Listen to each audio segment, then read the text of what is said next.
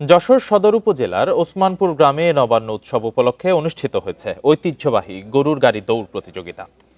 দিনব্যাপী এ প্রতিযোগিতায় অংশ নেন বিভিন্ন এলাকার ১৬ জন প্রতিযোগী।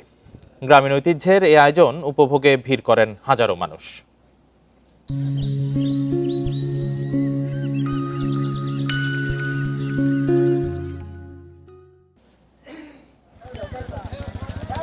নতুন ধান ঘরে ওঠার পর গ্রামবাসীর উদ্যোগে ৮ বছর ধরে আয়োজিত হয় নবান্ন উৎসব।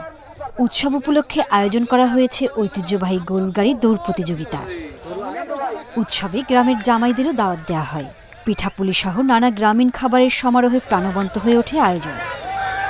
যেহেতু আমাদের পশু তাকে আমরা যতটুকু পরিমাণ সম্ভব ততটুকু পরিমাণ তাকে আমরা যত্ন করি। ভার্চুয়াল যে জগতে আমরা চলে আসছি, এটা থেকে যে এগুলো যে অনেক বেশি আনন্দদায়ক পরিবেশে আনন্দ করা যায়, এটা তাদেরকে দেখানোর জন্য।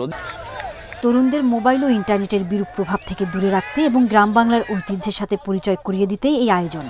আমরা সবার সম্মিলিত টাকা আমরা সবাই যার যেমন সমর্থন আছে সেইভাবে দিয়ে আমরা এই আয়োজনটা করি। এই আয়োজনে দেখছি দুপুরে ১০,০০০ ১২,০০০ মতো লোক এখানে উপস্থিত হয়। এদিকে নড়াইলেও অনুষ্ঠিত হয়েছে নবান্ন উৎসব। ভাপা, চিতই, মালপোয়া, গোলাপ সহ প্রায় ৩০ ধরনের পিঠা প্রদর্শন হয় উৎসবে। বাড়তি আকর্ষণ ছিল শিশুদের আঁকা চিত্রকর্ম, সাংস্কৃতিক অনুষ্ঠান। সোহেলি জাহান, ইন্ডিপেন্ডেন্ট নিউজ।